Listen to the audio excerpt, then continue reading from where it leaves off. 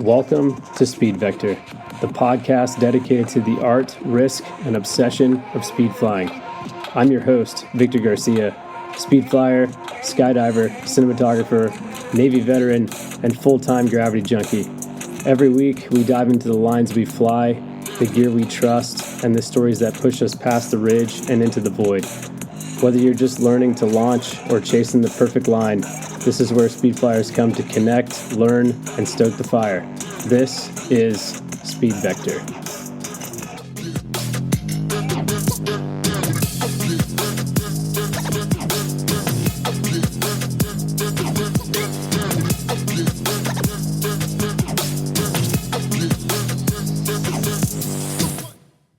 What is up, everybody? Welcome back to the Speed Vector podcast. This is your host, Victor Garcia, bringing you episode 29. Super happy to be back. Super happy to be recording. This ski season is slowly winding down, which means there will be more time for podcasts, more time for speed flying. It's full on spring in Washington State in the U.S., and it's turning into winter in the Southern Hemisphere. The Aussies, the Kiwis, everybody south basically of the equator, if that's how that works. I don't know if that's how that works, but anyway, my guest today happens to live in New Zealand. His name is Ted Suurkivi. Sorry if I butchered that, Ted. Ted is one stoked dude. And when I say stoked, I mean like the guy is pure Stoke. He's the ambassador of Stoke. Self-proclaimed maybe, but honestly, totally fitting. He is currently doing a 100 Days of Stoke project where he basically just like highlights little things in his day, every single day, that get him excited. And it can be really small things, and it can also be really big things like 5,300 vertical foot speed flights, or just simply hanging out with his 9-month-old daughter playing on a swing set. He's got a weekly Stoke letter. Literally, that's what it's called, the Stoke letter. That is completely free, where he basically dives into various pieces of gear that are new, that are coming out. Whether it be skis or speed wings or mountain bikes. The man has been in the outdoor industry for over 20 years. He's a wealth of knowledge, well beyond our air sports. And speaking of speed flying, he's actually pretty new at it. He started in 2024, and he is progressing at a very responsible rate. I honestly just love the dude, and I thought I would love having him on, and I certainly did. Him being 6,000 miles away, or me being 6,000 miles away from him, definitely had a factor in the consistency of our connection. So you might notice in listening to this episode that there are moments where it seems like we lost our train of thought and we're talking about something completely different. We didn't necessarily. There was just like 20-minute gaps at various points. And unfortunately, it happened more than a handful of times. So bear with us. Still loved every second of it. Still think it's an awesome show. Really thankful for Ted and his patience with the connection issues. It actually took us a few weeks to even find the time to sit down and have a conversation. And one more thing before I forget. So Ted was so stoked after the recording that he actually sat down and solo recorded another 25 minutes. I did not tack that on to the end of this episode, but there is a link to that 25 minutes of more of Ted in the show notes of this show. So make sure you check that out. Make sure you check out the Stoke letter, sign up for it. It's super cool. Like I said, it's free, pretty rad. Definitely keeps you up to speed on all things outdoor, recreation related. But anyway, sit back, relax, and enjoy the show. Until next time, peace. Well, Ted, welcome to the show, man. Thanks so much. We've been trying to do this for a while. We're here. It's been the story of my life for the last couple months. Is like trying to schedule these is really hard, but it is a priority to me. It's just life, gets in the way, work's tough, and I'm exhausted at the end of the day. So, dude, thanks so much for being flexible and making the time. And here we are. Absolutely. Thank you so much for having me. I'm super excited. And man, I totally understand. I got life going on as well. And I've been a ski bum for long enough that I totally understand where you're coming from right now. Yeah, yeah. No, man, talk about exhausting days, but totally worth it. And it's rad to get paid to do it too. Like I pinch myself most days that I'm at work, because even the bad days are still like really good. There's some bad days, but for the most part, I like get done with the day and I'm like, feel like I accomplished something, feel like I helped people, had some fun too. So it's a pretty cool gig for Exactly. sure. And you're outside. Yeah, that's a Yeah. big one. That is a huge key to that, just being outside. And when I'm soaking wet or freezing cold or burning up, like sometimes I'm like, a desk isn't so bad. But then I think back to times where I was, riding a desk, and I'm like, yeah, that's not where, because I wanted to be doing the thing and I wasn't doing the thing. So it's yeah, it's a different world. Totally. And your desk is usually the same every day. Yeah, that is And then it true. gets boring. And it gets boring for sure. A lot of changes in your life, I'm assuming, just through social media. Are you a new father? Pretty fresh, yeah. I have a 9-month-old daughter, which is Adjustment, I bet. it's a huge trip. Like it's Yeah, so cool, and yeah, like every day is incredibly funny. Like she's I just bet. so funny. Yeah. I bet. Yeah, no, I obviously we're friends on the socials, and I see your stories every day, and I see how much fun you have with your daughter, and I see all the cool stuff you're doing in such a beautiful place. And I'm like, that looks like a lot of fun. I totally agree. Um, Before we dive into all that, though, please introduce yourself. Tell us where you're from. Tell us, just wherever you want to start, day zero and on, or whatever's applicable. All right, let's go. Day zero. I was born in Estonia in 1987, which at that point was still part of Soviet Union. Um, Luckily, around 1991, the Soviet Union had a big collapse, and we became a free country again, which was, yeah, I don't really remember much. Few things I do, but the aftermath of it, yeah, I grew up in, yeah, post Soviet Union Estonia that was at that point pretty poor place. It's also a very flat country. Probably highest point 900 feet, 300 meters. Wow. So yeah, no mountains, just some rolling hills. It's pretty close to Arctic Circle, like maybe like 1,000 miles from Arctic Circle, which is 1,500 kilometers. So winters cold, dark. Yeah, pretty wild I bet. place to I bet. grow up. And yeah, I grew up in a tiny village, so we got up to some Wow. um, pretty wild Shenanigans. things. Yeah, I bet. Yeah, Did they get a lot of snow? Did you get a lot of snow there, or was it yeah, yeah, absolutely. A lot of snow, and I think because when you grow up and you're like short and stuff, everything feels massive. We would um dig tunnels under snow and then snow caves in the end of them, and you know have candles warming up the snow caves, and then build big snow forts and have wars, and yeah. that's That was cool. kind of like a winter childhood. um, and one other, like, our roads would freeze over, and that was like I guess the first kind of adrenaline action sports we did was we would hook behind cars. We would wait like grocery store in the evening in the dark. People would drive off, and we would run out of the bush and grab onto the back bumper. So we would just like uh, ride on icy roads behind the cars, or school buses and stuff as well. Like ages, like, yeah, kilometers, and then Wow. that got boring, so we started like kicking each other's feet out and kind of who can last longer behind the car. And then um, if there was any like tarmac holes in the road you didn't know, then shoot, like we were in skate shoes, that kind of style shoes, and they would grip, and then you just eat shit so hard. And that was like a pretty serious entertainment for us in the evenings. I bet. I bet. Yeah, that's wild. Did you play any sports? A lot, yeah.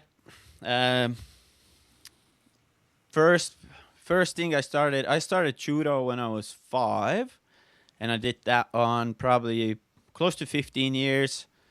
Um, Wrestling, soccer, volleyball. I was pretty shit at basketball, but also played that.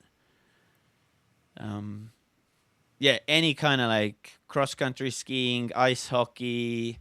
I was gonna ask. Yeah, Yeah, very sporty. sure. But never. I can't say I was ever really super serious about this. Like I was doing okay. I wasn't ever like the number one, but I was always pretty up there. Um, I guess my like martial arts, I did take it a little bit more seriously, like a lot of competitions and stuff, and soccer as well with school. That's So cool. yeah, I was in that sense I was pretty sporty, but I was like the odd one in school that I did a lot of sports. I did a lot of singing, like choirs, a cappella, bands, solo, drama class, then like science. I don't even know what they're called in English. I'll say also English is my second language, so sometimes I Oh, just get like, how do you say that? Even though I've been living in English-speaking countries past 14 years, fair. It's a tough language. I'm thankful. I there's a lot wish of I was words. multilingual, but there are a lot of words and a lot of words that are the same, like Yep. literally the same. But then it's not the same. It's like, what are we doing here, guys? Like, come on. Like, could we have made this a little bit more like just easy, right? It's like, ah, dude, like right, right, Yeah. and right. Like, are you kidding me? Like, there's Yeah. there's But I three think it's in rights. every language. Yeah. Yeah, My well, for partner, sure. yeah, my partner is trying to like learn Estonian, and because like having a daughter now, I speak to her only in Estonian. Oh, So my partner is kind of learning on the side, and then she's asking questions, and same thing. Like one word can mean three different, totally different things. It depends on the context. And then she's right. like, "Oh my god, this is difficult." I'm like, "Yeah, good luck. Yeah, yeah, dude, Maybe in yeah. 10 years' time." Yeah, For sure. For sure. No, it's crazy. What brought you to New Zealand? How'd you end up there? I, I, I tried to go to university for my parents, basically. Like they grew up 15 years after World War II in the depth of Soviet Union. So first 30 years they were just like so brainwashed and like crazy way of like living. So for them, rest of the world basically didn't exist. It was your typical, and because a lot of people were poor and like they came from farming families and all that. It was the school, university, then it's marriage and you gotta have a house and all that kind of stuff. And like I kind of rebelled pretty hard, but at one point I was like, oh well, I don't know what else to do. I'll try university. Got a like a free spot, which was pretty cool. Um, Dropped out on that one first year. Tried it one more time, and then realized like, come on, what am I doing? Like, this is absolutely nuts. Like, this is not who I am. I don't want to do this. This sucks. Um, and kind of did some work. Went to Finland, did some scaffolding. 4 months, absolutely horrible. Midwinter, I was like, this is not me either. What else can I do? Went back home, went into like a vocational education center. I guess it's like a 2-year college in the States, something like that. Sure. did recreation management there, graduated. Oh, had some sort of paper to throw on the table at home, Right. and Got the piece of then paper. then I hitchhiked through Europe, got to like northern Italy, through the Alps. Da da da. I was like, this is pretty sick. Went home, worked half a year. Now pay was back in the day. Pay was pretty rough. That's like 2011 we're talking about. I made €2 an hour. Oh my gosh. Yeah. So try Wow. save on that, right? So No. I saved 700 Canadian dollars. No, I think I paid for the flight, and my dad gave me like 700 Canadian dollars worth of money. And I was like, I'm going to Canada. They just had opened the visa program for Estonians. So only 100 visas every year. So I got Wow. in. I got lucky. I got in. And in March 2012, I sat on the bus and was like, see you later. I am not coming back.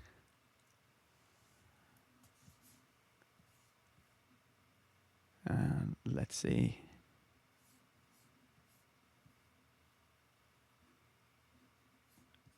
I have lost Ted, unfortunately.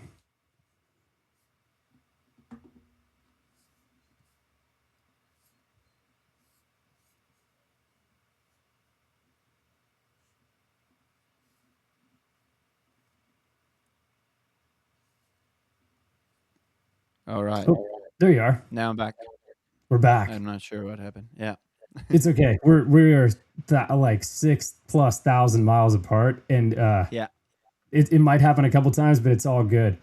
That's all sweet. Yeah, it is hard because I can't hear you when that happens, and it'll vice versa. But it's all good. You're like what you said recorded, so it'll be there. Totally. It's happened before, and I didn't realize it. There's people listening. There's a good chance I won't cut that out because I probably won't find it, to be honest, and I don't edit this, so just bear with us here. But it's so funny because I think it was Corey Symes. I think it was his, but it like cut out. And then he like told a whole story and I didn't hear any of it. And then when we came back, it was really awkward because like I didn't hear it and I didn't like want to ask it again. It was so funny, but it ended up actually working, which is hilarious. But yeah, I stopped pretty early because I saw your face go like stationary and I couldn't hear anymore. I was like, okay, let's wait for this thingy. Anyway, so 2012, I went to Canada. Waved to my parents that peace out. I am not coming back. This is gonna be epic. I didn't know anyone, didn't know anything about really Canada. I kind of researched a little bit on YouTube. I was like, oh, Banff looks pretty cool, so I'll fly to Calgary. Flew to Calgary. Little did I know, in March, no one's hiring for summer in the mountains. And no one's hiring for winter because winter season is almost over. Right. So I went like, hooray, I'm going to go and live that mountain dream. And first 2 months, I actually was stuck in Calgary, which was epic because I made some insanely cool friends in the hostel. And it was some of the wildest times of my life there. I bet. But I got a job in Kananaskis, which is close to Canmore. Oh, Canmore and man. Banff. That's awesome. Awesome place. Yeah. So I got a job there for the summer at like mountain bike rentals, bike mechanic. We did kayak rentals and stuff. And like, cool. I lived in like a trailer park and stuff, which was wild. Like, I bet. Grizzly bears behind your house and like you're walking to work and like grizzlies are hanging out. Like, I don't know, 100 yards from you and you're like, yo, what's up? that area of Calgary or not Calgary, sorry, that area. Yeah, Rockies, is amazing. I mean, it is like Canmore, you've got Squamish and then Banff, and then you've got what's the road, that like national park that's on a highway? Shoot. What am I? There's I'm blanking on the name here. Anyway, there's the landscape there is unbelievable. And I mean the skiing's great too. I haven't skied there. I've been there in like the slack season. I think it was like Yep. fall, like September timeframe. It's unbelievable. That's a cool spot to land when you're sight unseen Canada. Because I mean, Yeah. it doesn't get much better than that Well, area, in my opinion. that was the thing, because doing my first summer there, and also started working for the ski hill, which was small ski hill. And people would say like, "Oh, you got to go to Revi and you got to go to Whistler and all that." But I made such good connections with the locals there and such good friendships that I just didn't want to leave. So I was like, I'll do the winter here, because like I love it here. It's so sick. Um, and I did a winter there with our RCR pass. We had 14 or 15 free ski hills that we could ski, and Oh, because cool. ours was so small, we'd actually travel. So even like as far as like Montana, Whitefish, and Oh, cool. like we'd ski Kicking Horse, Revi, Lake Louise, Banff, Nice. all those, like so much. We did so much because of that, which was super cool. And at that time, I didn't know that. Like I set myself up to really cool, like an adventure in Canada as well. Yeah. And then after, oh, this is going to be a long story how I got to New Zealand. Eh? It's okay. It's the internet. As long as the internet works, we have plenty of time. And I actually think I lost you right when you said that, which is very ironic. Oh no.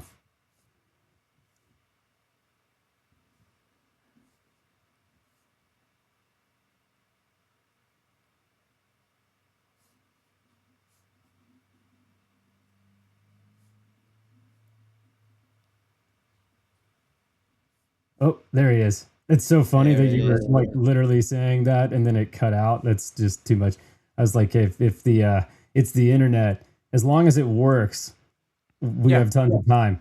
And then it cut out, which is so hilarious. It's just like a very interesting coincidence there of timing. Um, but yeah, I'm sorry if you remember where you were at. Yeah. So, yeah, I was like, oh, this is going to be a pretty long story how I got to New Zealand. Yeah, that's But totally fine.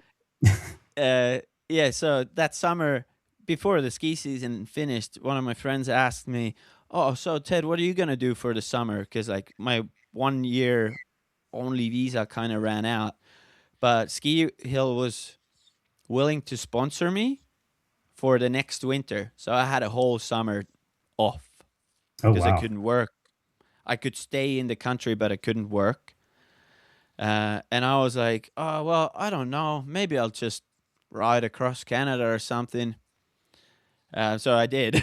So Oh, on a I bicycle bought, or a yeah, motorcycle? yeah, yeah, bicycle. Yeah, Oh I had a wow. Wow. 29-inch hardtail, That's um, wild. and bunch of my friends gave me like, "Oh, I have a pannier. Take this. Oh, I have like a $30 Walmart tent. You can have that. Oh, I have a yoga mat. You can have that." So a bunch of my friends kind of just supported the whole cause because they thought that is just insane, That's which wild. which it was. It was insane because, yeah, I sat down with one of the friends and he was like, "Oh, you could go this way, this way." I was like, "I'm not gonna remember this. I'll just day by day tick that." So I Yeah. spent like, yeah. So I spent 69 days.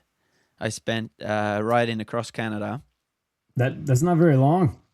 That's like No, two I two did. months. I did 100 miles a day average. Wow. So you're putting in some work. You were laying the lumber for I sure. was That's grinding. Yeah, sick. I had some Yeah. demons that I had to like beat Yeah. up. So I was grinding pretty hard. Dang. Yeah, which, oh, I learned so much about myself, and like I I saw bet. so much of the country, which was, oh, it warms my heart. Canada still feels like home. Anyway, I I did all that. can, I did that. Got to the other side of the Canada on my first day. Pretty much would have, yeah, had a massive crash. Suddenly, unfortunately, rode into a tunnel that I didn't know existed with trucks and stuff. So I was shitting my oh, pants pretty hard. And oh, yeah, cried on the side of the road. I was like, I don't even know if this is worth it. But I think I said it out loud to other people too much, so I couldn't just give up, which has now followed me in my life as well. That like I say it out loud, so I know I kind of stick to it. That's a good way to be. But yeah, it was a wild adventure for someone that just first year going to travel the world. Did another year in Canada, in Kananaskis on the ski hill there, Nakiska. Had a great time, and then I met a bunch of Aussies in the ski industry, as you do. And I went to Victoria, Mount Hotham in Australia. Again, ski season. So I became like a ski bum by default. Just I got stuck into it, and Sure. and then I kind of worked. I tried to work as little as possible. So in Australia, made really good money. So I worked like 4 to 6 months, and then traveled the world. Wow. Again, I spent some time in Indonesia. I spent a month in Maui, visiting friends there. Cool. Went back to Canada to visit friends, Europe to see family. Then I spent a few years in Australia. Did another big bike ride from like Melbourne to Cairns, which is the whole east coast of Australia. Wow. So you're actually really into cycling. Were you into cycling before you did that, or did that kind of make you get into cycling? I was always into adventure. I see. That's like cycling just makes more sense than walking to me. Yeah, a little faster, a little more efficient, but you still see everything. You just don't see it for as long. Yes, exactly. Right? So I've never really been into let's do the through hike and stuff. Tons of respect to the people, but I've always been like, well, we have a bicycle, might as well just. Yeah. And like I love riding a bike. Sure. But I wasn't like a cyclist as such. Right.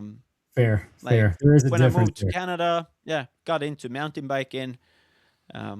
As you should there, for sure. And actually, back at that time, I didn't have a driver's license even, and I couldn't get one because of, I wasn't a citizen or anything, permanent resident, so I couldn't get one. So that was my like way of getting around anyway. That makes sense. Which I'm super thankful for, because I think if I would have had a driver's license, I probably wouldn't ended up living this kind of life. Sure. Yeah. So how long did you chase winter for? Like, so you went from, from Canada to Oz. So that's I did few back-to-backs. Cool. Wow. So Australia as well, and then I moved. What did I do? I met my partner 2016 on that same mountain. That was my like third or fourth season, I think, there. I met her. She already had bought tickets to Canada, to Whistler, to go and live and like fulfill her ski bum dreams, because she had lived in Queenstown in New Zealand beforehand. We met. We were together we were kind of dating for 2 months, and then she took off to Canada, and I had used all my Canadian visas. So I went to Austria, in Mayrhofen in the Alps, started my season there. And then I asked her, hey,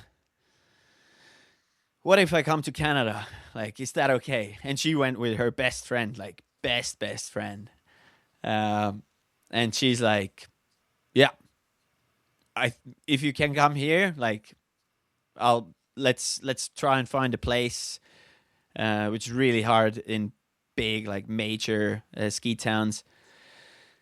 So I packed my stuff up in Austria, and went after her. That's cool. And then in the end, so I didn't work in Whistler, but it was 2017 was some of the best snow seasons there, and I was just skiing and snowboarding Yeah, it was so sick. That's She rad. worked, I didn't. Luckily, Yeah, Australia had set me up with like savings that I could do that. sure. And then, yeah, and then in May 2017, I had to go because my visitor visa was running out. And I was like, only place I can go to is New Zealand. I like another country where only 100 visas were available for Estonians. So I'm sitting there like time is ticking over like 59:00. I'm like, yep, quickly do all the paperwork and fingers crossed. And then it's like, yep, you got in. Oh Woohoo! wow. Wow. So I got in and I was like, okay, I have New Zealand visa. I totally understand if you want to stay in Canada. I get it. You have a 2-year visa. Like, it is sick. Like, I fully respect if you say, you know what, I'm going to stay here. And she's like, oh, I've always wanted to live in Wanaka. And yeah, we were so madly in love that there kind of was no other chance anyway. Right. Yeah. So she was He like, was yep, I'll gone. come with you. Cool. So 2017. Um, Oh, yeah. but yeah, But yeah. so Uh, you so, were you yeah, you and your partner decided you were yeah. moving to To New New Zealand. Zealand. And yeah, I got a job. By that time, I had been a ski boot fitter for a while. Oh, cool. That allowed me to apply to different ski shops and got a job It's a pretty skill. easily in Wanaka. Yeah. We moved here. Super awesome ski shop. If anyone ever wants to work here, Racer's Edge. My partner's the HR there. Flick us a message. We'll get you on board. It's sick. That's cool. Yeah. So But how was the skiing in New Zealand? it's different. Sure. If you're looking at it right now, like the level of skiing in New Zealand is insane. Some of the best freeride skiers come from here. Also freestyle pipe skiers. Cool. It's insane. Like the facilities, the clubs, the teams are amazing. It is definitely like you get your 3 powder days a year, like good powder days, and everyone frothing. Like Chinese downhill when the rope drops, and like yeah, like proper like elbows. Let's go, like Wow. first. Yeah. Sure. It's awesome. It's something to experience for sure. I bet. I bet. I mean, I see that here, and we get normally a decent amount of snow often. But I can only imagine if you only get 3 a year and everybody knows that, it's like, oh, it's game on. You better show up Yeah. early and be willing to wait in line. But that's But crazy. it's awesome to ski here. I love it. Definitely miss some like real like let's say like kicking horse style snow and Yeah. steep big terrain and trees. But Sure. hey, I don't have to clean my car from snow, and I can just jump in and drive up to the hill and get my fix, and then come back and fly down and go mountain biking, in Yeah. the same That's day. so So cool. that's pretty cool.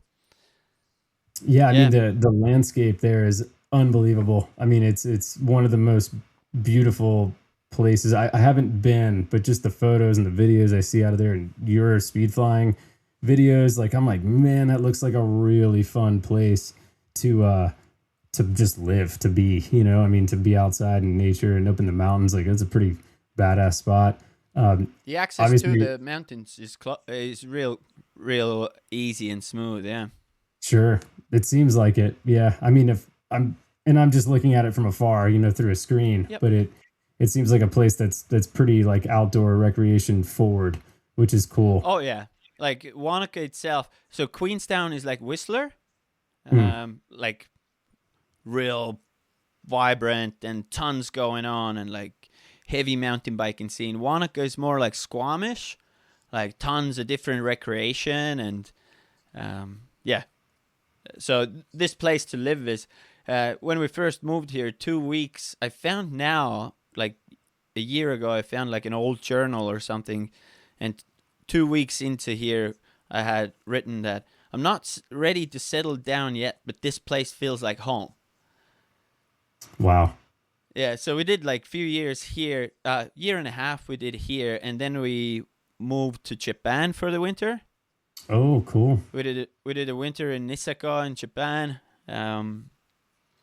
Got your That powder was fixed. Oh yeah, I was snowboarding so much because like I love skiing, but snowboarding in power is probably the best feeling. It's, I agree. I did a couple of seasons on a snowboard before I got hired as a ski patroller when I was Yep, living in Utah. I was doing like 200 days a season. Talk about ski bumming.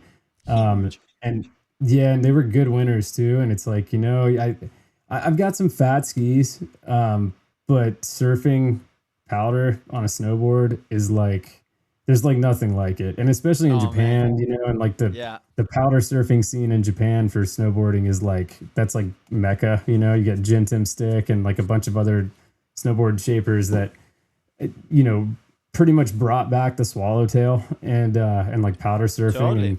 and they have the ability to do it often because it snows there like a incredible amount. So even on bad years, it's like, nah, they're pretty much in, really deep snow the whole time. So I can Yeah. see I can see the allure of being on a snowboard in Japan. Like I'd be kind of hard pressed to not get on a snowboard myself there, because Oh that's man. pretty Yeah. rad. Almost too much snow, I bet sometimes. Well, yes, that's the thing too. That the more it snows, the flatter the terrain gets as well. Right. And some points you're just swimming, especially if you don't know the area where you Yeah. have to keep your speed up. Yeah, it gets pretty Yeah. sweaty, but worth it. For sure. For Yeah. sure. Man, And yeah, yeah. I'm sorry, go on. after Japan, we moved back to Australia because I wanted to get my Australian like permanent residency. Uh, Through my partner, she's Aussie. Um, so yeah, moved there back to our old ski hill. Cool. Did a season there. Tried beach life at Gold Coast throughout the COVID times. Not for us. Yeah. We lived like few hundred meters from the beach, and we're like, yeah, cool. I get that. Yeah, Yeah, I get yeah, that. I do love both, but I need the mountains. Like if I could have both, I yeah, would do that. But yeah. it's tough when like, it's a big commitment to go ski. If it's like a trip, like it's not like a drive that you can do in like, feasibly in a day, I start to feel it a little bit for sure. I totally Totally. understand. Yeah. I love going to the beach, but Yeah. like after 3 days, I'm going Did you get into crazy. surfing at all when you were there? I mean, that's a pretty Oh, I awesome place to be tried. surfing. I Sure. tried, but I don't know. Surfing is probably the hardest thing I've ever tried to do. It's a hard sport. It's a Yeah, really hard sport. There's so many because little nuancy technical skills you have to learn, and the only way to do it is or the only way to learn it is to do it. But you don't get a lot of reps when you're learning. yeah, It and takes I a didn't while. grow up in the Oh yeah, ocean. I was a lake right. kid, so reading the waves and understanding the ocean, and even to this day, like when we go to the ocean, my partner is like, "Oh yeah, there's the rip that pulled you out," and I'm like, "How? I can't see shit." Like I'll just It takes walk a in, lot of time. whatever. Yeah. Yeah, it takes a lot of So I time. tried. I tried. Um, but yeah, I got my permanent residency. Also did because we got COVID locked in Oz. So we moved to Jindabyne, which is the town for Threadbow and Perisher ski hills. Perisher is Okay. some of the biggest in southern hemisphere, I think. Which was pretty cool because there weren't a lot of people skiing, and it was good snow. So getting fresh tracks 3 p.m. under a chairlift was Wow, pretty awesome. that's a pretty good And deal, actually. totally. And 2022, the borders opened. We did a quick trip, 6-week trip to Europe to see my parents. And then we moved to Wanaka, and now we've been here for 4 years. Wow, cool. And where did speed flying come in to all that? Like, when were you first introduced to? It's hard for me not to talk about skiing, but I realize, like, sorry guys, it's a speed fly podcast, but it's all applicable, you know, but 'cause they all kind of it intermingle. absolutely Yeah, speed flying is just skiing in the air, right. basically. Similar Yeah, feeling, I would say. for sure, for sure. Yeah, no, I agree. But I have a, at least in my head, it's a pretty cool story how I got into speed flying. When I was 15, I went to Voss in Norway, which is a pretty like established skydiving and paragliding area. I saw some people dropping down from the sky, and to me, this still felt like a movie. It didn't register that this could be ever possible for me. Years go by, I get to... For some reason, I always said, oh, I want a base jump. I want a base jump. I want a base jump. Looks cool. But at the same time, I never really like looked into it how to, or never met anyone. So again, it felt like a dream, something that's not realistic in life. It's just for other people that, I don't know, grow into it or something. But 2017, I was working in that shop for the summer. And one of my workmates, so 3 guys walk in, looking some stuff. And one of my workmates is like, hey, those guys are the best speed flyers in the world. And I'd know speed flying from like Shane McConkey movie. Shane McConkey movie basically made me going from snowboarding to skiing, because I was like, okay, if I ever gonna do anything flying related, I need to be on skis. Sweet. Just that like movie, kind of... not to cut you off, but that movie had such a profound effect on me that, like, even knowing the outcome, I still cried. And I watched it probably big time 100 times. Like, I quote that movie without even realizing it. Yeah, I mean, and I grew up on McConkey, you know, like he was like my idol. And, you know, he's, you know, I watched him through, you know, his movies basically like progress into and revolutionize the sport of skiing, revolutionize the sport of base jumping. Like the guy was well ahead of his time. I mean, he's a pioneer in multiple sports, and he was at the pinnacle of multiple sports. And I've never been so profoundly affected by somebody's passing without even knowing them than his. Totally. I have a pair of original pontoons, the K2 pontoons. They're the McConkey tribute edition. And I don't remember what number and the serial number it is, but it's like, you know, 300 of 450 or something. And I will keep those skis Please forever. Do. Forever. Do. I'm a little disappointed in myself. I did mount them like 12 or 14 years ago or something. So they have bindings on them. I've skied them twice. I felt wrong. Well, I felt That's wrong. That's what they're made to do. It's an outdated ski. You know, the pontoons they're great, but they're not that great. You know, like but it's just like a piece of history. But it's got the ski's so cool. I'll send you a picture later on. Please but it's got like a bunch of, you know, it's got Saucer Boy on it. It's got a bunch of quotes. It's got like pictures of him, and it's like a proper, like it should be hung on the wall. You know, I mean, it's one of those. It's a piece of art more than it is a ski. But you know, they ski, and I have skied them. They have wax on them. You know, I haven't skied them in a while, but yeah. Well, I still come home and I go, home, money, I'm high. I say that every day, dude, every single day.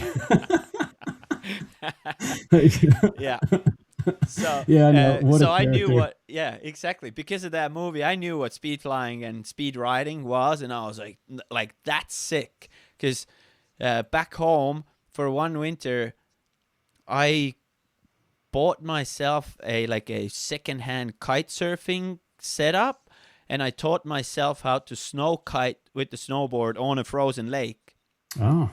And that was like 2010 or something like that. And I did like 50 hours that winter, and I was like, that's pretty sick. And I guess, air-related, wind-related sport.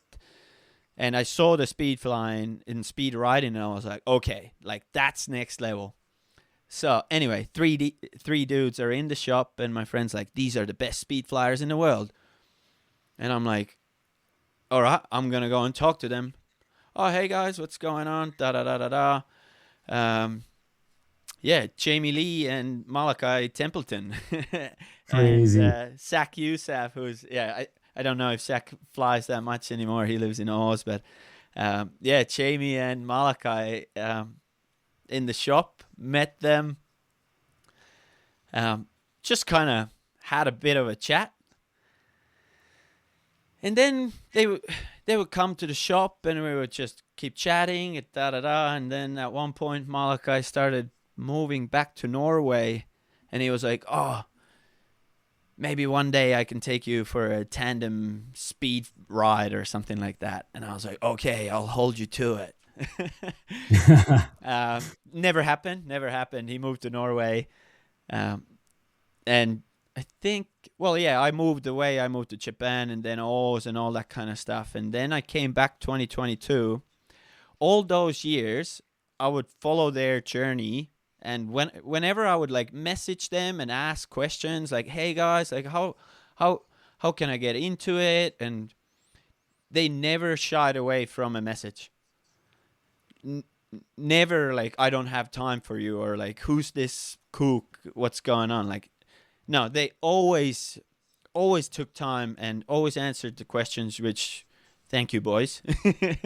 That's cool. And yeah, so they recommended, I think back in the day, it wasn't mandatory to own a paragliding license in New Zealand. So they recommended, "Oh, if you can start skydiving, that would be sweet." And I was like, "Sweet, skydiving, I can get into base jumping from there." So I did my A license in Australia 2019. I did my like B-rails, which is like flying with the other people and some drills and stuff. I did that one in 2020. I only did like 30 jumps, and then I lived away from a drop zone and never really got back into it. And I wasn't a huge fan of that sitting in a plane and like manifesting in and sitting in a plane and on the load. I'm like, this is not what I'm really wanting to do. Sure. Because I'm still like, someone else is telling me when can I go and do stuff. Right. Yeah. Not really my dream situation. So moved back to New Zealand. Didn't really do first winter. After winter, my birthday is in September. My partner organized a few friends together, and they bought me the paragliding like PG1, which is like 6 flights and like a ground school. Oh, 2-day thingy. Yeah. So I did that in Queenstown. I didn't really like the school. I didn't like the like instructors, how they were teaching, because it didn't really. I didn't enjoy the way of learning. So I kind of, for a year, I was just like, what do I do? What do I do? What do I do? And then I was like, you know what? I'm going to take 2024 February. I took 2 weeks off, booked myself in with one guy, Ryan Scarlett, awesome dude, in Christchurch, which is 5-hour drive away. Camped.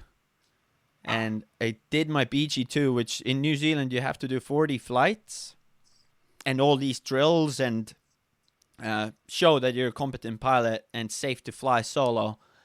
I did it in 5 days. Started top landing the first evening, and like weather was awesome. We got lucky, so lucky, and I smashed that out. In New Zealand, to become a speed flyer, you have to have a BG2, so you have to be a solo paraglider, and then additional 40 flights on top of that, or a skydiving C license.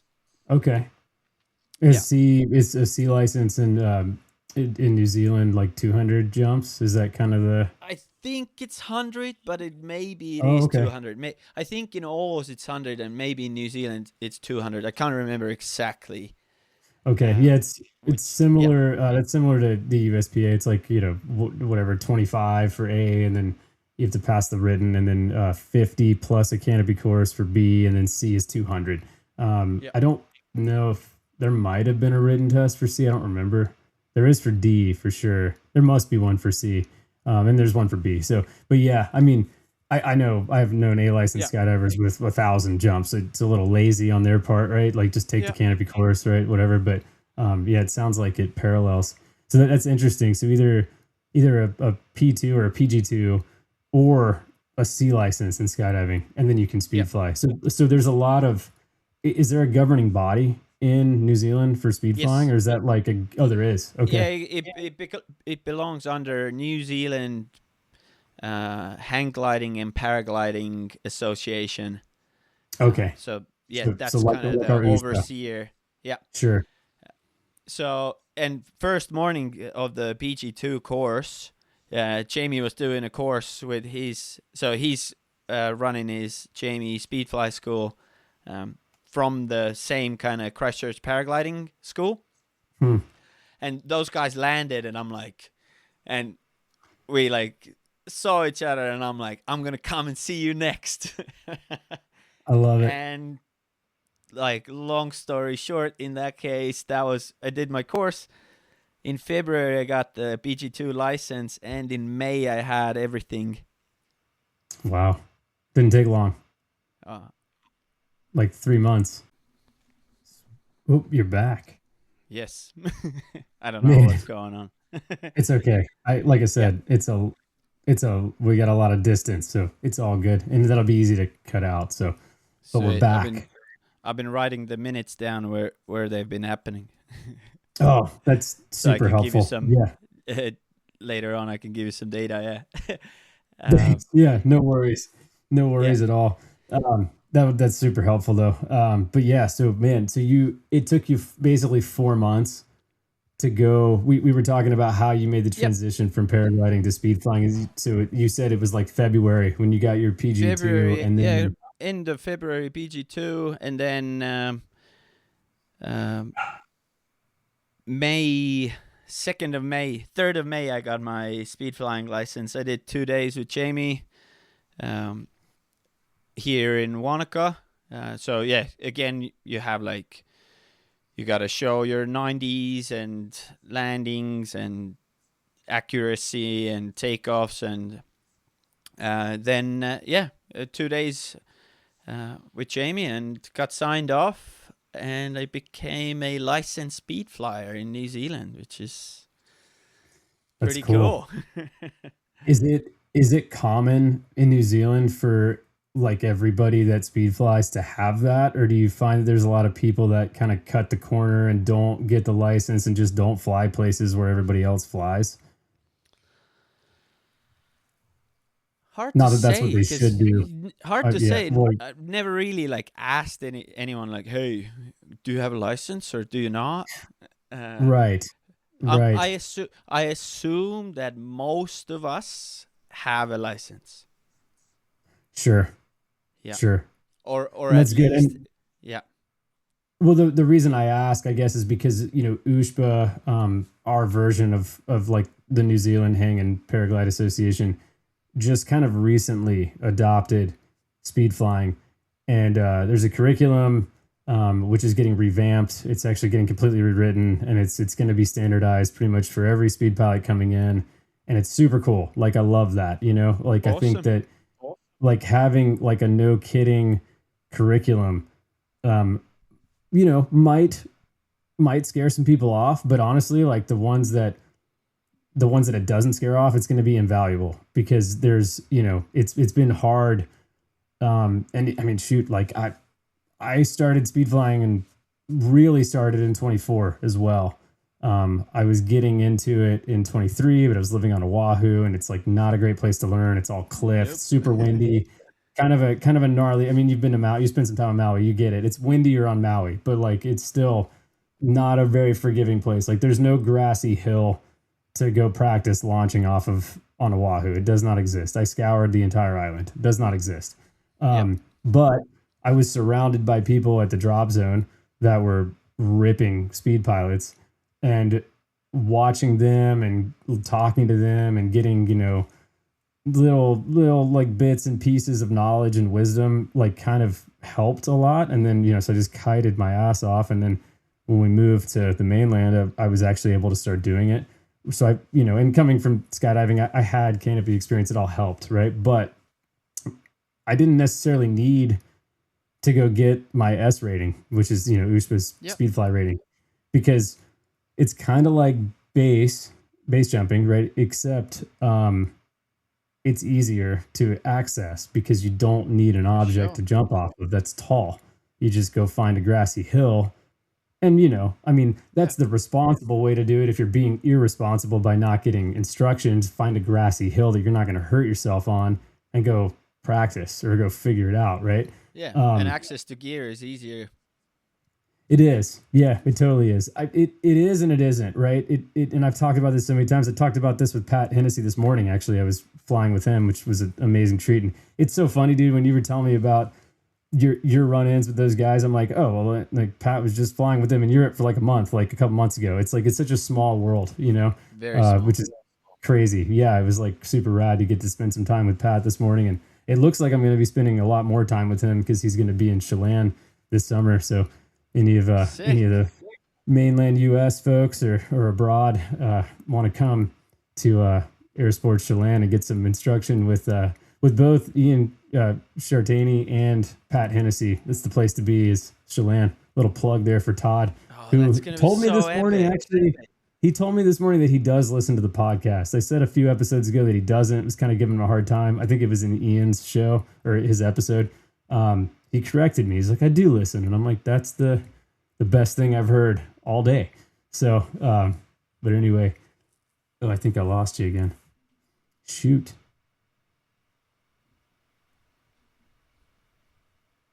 Oh no. Okay, I didn't hear what he told you this morning. Oh, yeah, no, so Todd was just, he corrected me and said that he does actually listen to the show. I said a few episodes ago that he does not, and he corrected me. So thank you, Todd, for listening to the show. I appreciate that.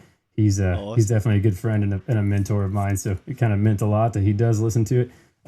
Anyway, he likes to joke around with me a lot, so he was probably joking around the whole time, but I did not know that, and my feelings were hurt. Yeah. But no, it's cool that New Zealand takes it seriously. I think that's invaluable because it is a serious sport, and there are high consequences. Like you can get hurt. You can get hurt doing some routine, like I did. Yeah. And it was it was a pretty rough summer. It was a rough summer in Europe and all over the world. Like people Lost have definitely some good humans for sure. Yeah, and it sucks, right? So there is a harsh reality there to it, and but it's also what kind of makes it exciting in a way. I mean, not that you're flirting with death every time you decide you're going to speed fly, but there are ways to do it very responsibly, and there are ways to do it irresponsibly. And in my opinion, the irresponsible thing to do is to not get the proper training. So it's cool that New Zealand takes that seriously because that creates longevity, not only of the pilot, but also of the sport. And it helps it grow, makes it more legitimate, gets more eyeballs on it, more people doing it, more funding, better wings, better harnesses, more sites, the list goes on and on. So totally. And I no one likes to stand on top of a mountain and you're just watching someone launching, and you're just like, they're pretty close to going in. Like, no one wants to be in that situation and deal with it. So, no. Yeah, go and learn. Yeah. Go and learn. It's awesome, and it's cool to like meet the people as well. Like, yeah. And now, like, I did another, like a more of a advanced course with Jamie almost a year after. Of course, he's like, so what do you want to learn? I'm like, rolls. He just started laughing, like, of course, yeah. I should have totally asked different things, but then I just didn't know any better, right? And it was like, no, rolls the next thing, right? Little did I know, I just should have learned, like, hey, can we train energy like retention for a whole day. Like, but Yeah, anyway, or just uh, body positioning, right? I mean, yeah, people want to go for the flashy stuff, and I'm not knocking you for it because I get that, right? It's no, like it's totally. cool, It's like the shiny It toy in the corner. exactly, and I'm sure it actually like helped quite a bit. But that was just kind of like the progression with flying with like pilots that are way better than me. So you kind of visually like, oh, I want to be able to do that, which is not that important to me at the moment.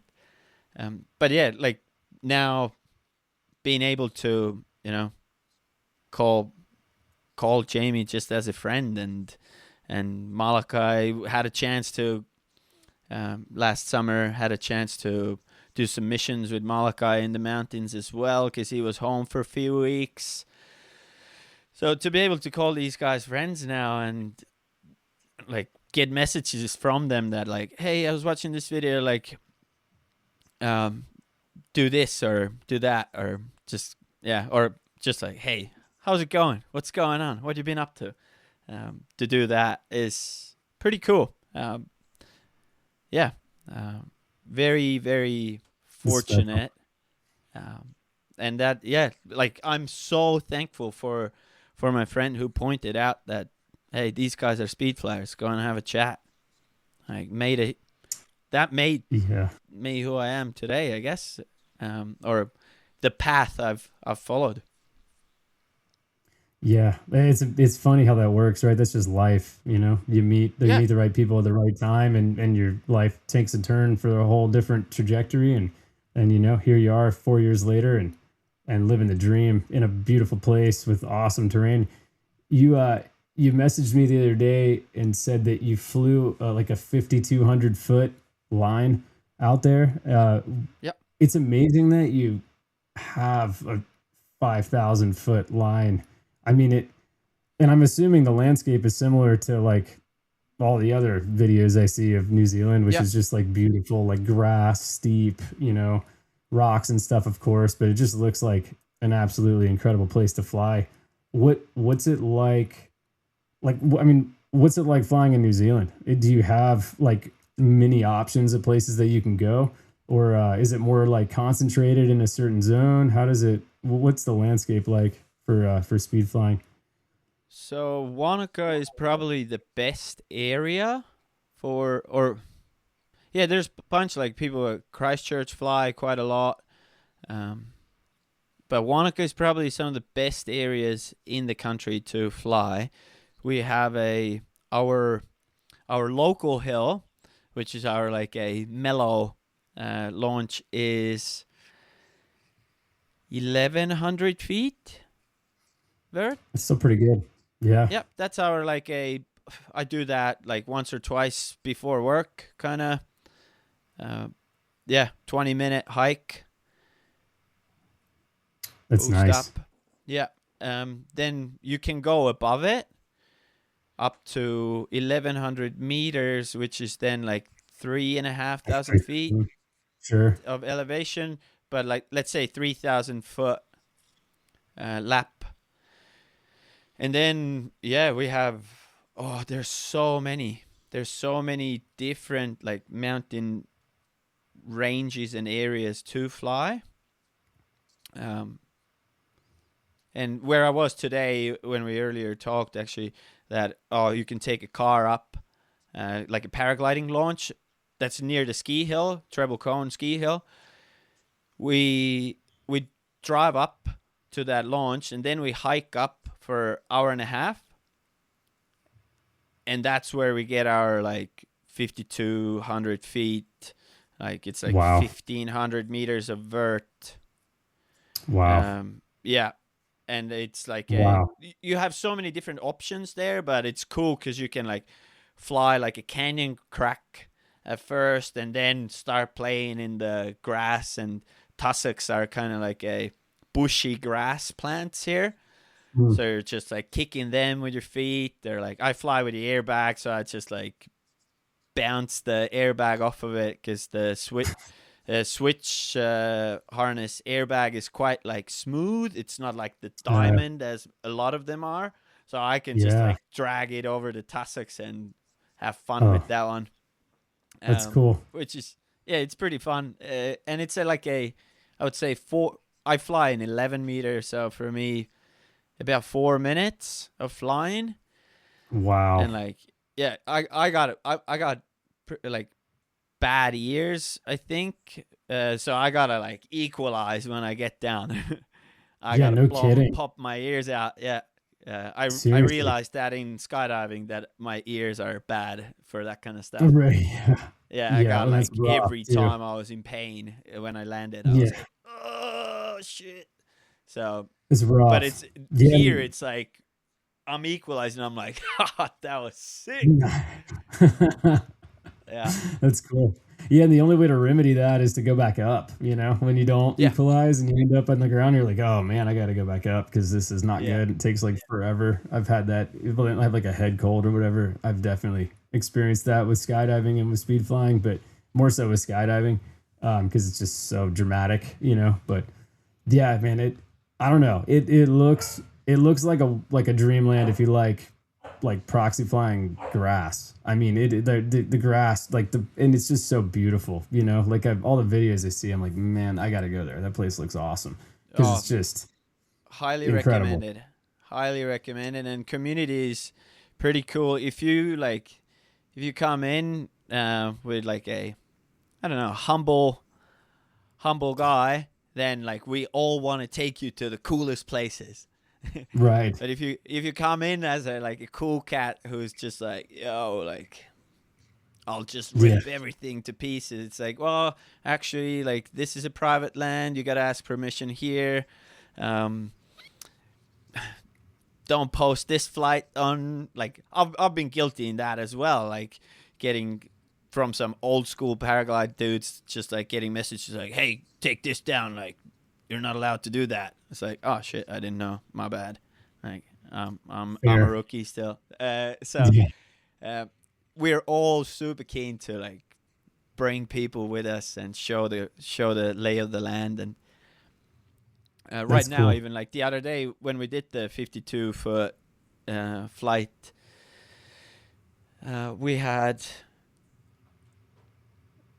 Aussies, some guys from France, Americans from Salt Lake, um, yeah, like Kiwis, very international crew hanging out in the mountains here. Wow. That's cool. That's really cool.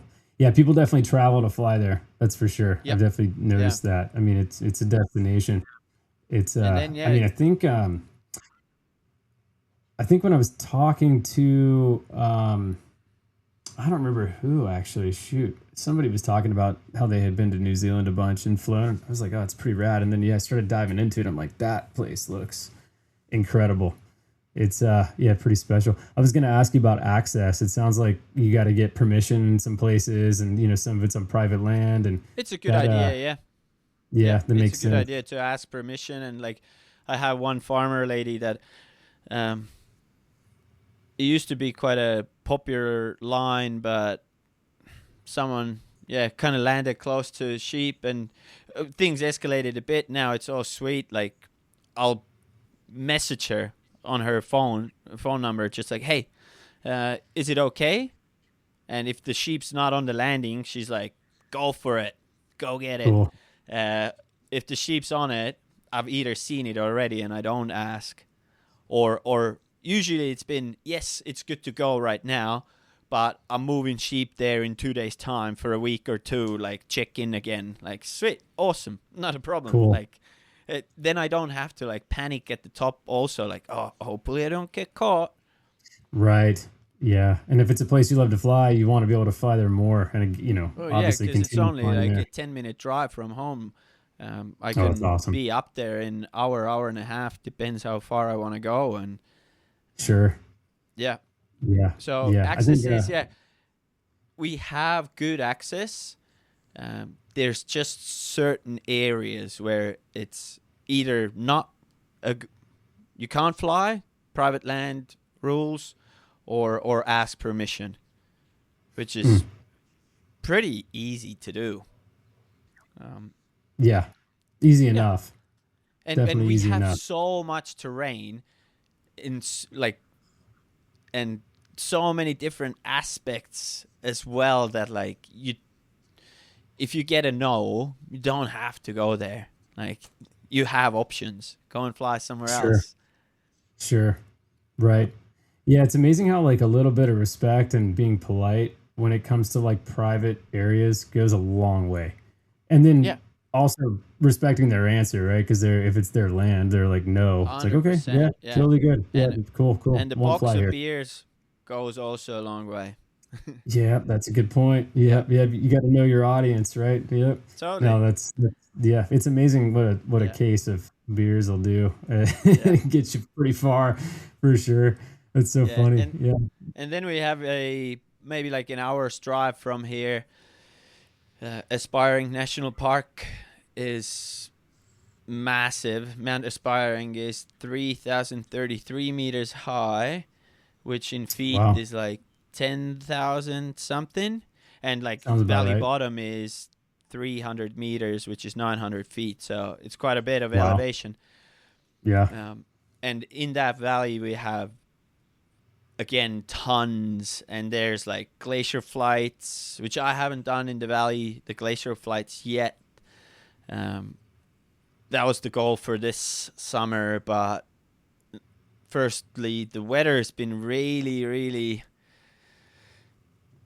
windy. It's been windy, windy summer. When my first year, I did 200 flights. Then this year, I'm probably gonna do 100. Wow.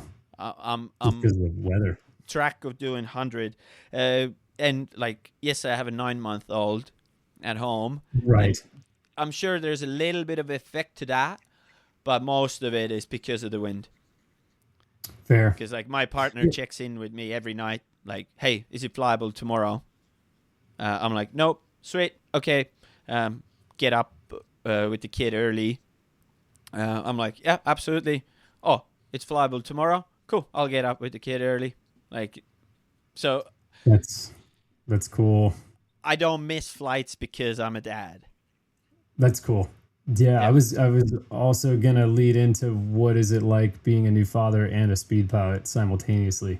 Did that change your approach? Did it change how you look at stuff or lines you want to fly? I mean, you seem like you have a really good head on your shoulders as it is, and obviously we're both new to the sport to a certain extent, right? I mean, I don't know where we would fall on like the percent category, but I don't know what the average pilot's career is. I mean, that's a really good question. Like, is 300 or 500 or 1,000? Like, what's average for people? It's hard to say. But being like I'm just gonna keep rolling because I can tie in my question. Yeah. Sorry, we lost Ted again for a moment. I was just saying, like, we're both like on the newer side, right? And I don't know what the average like career for a speed pilot is. Like, I don't know what the number is. I wish I did. That'd be an interesting like statistic. But obviously you're on a progression track and you're flying an 11-meter R3X in serious terrain.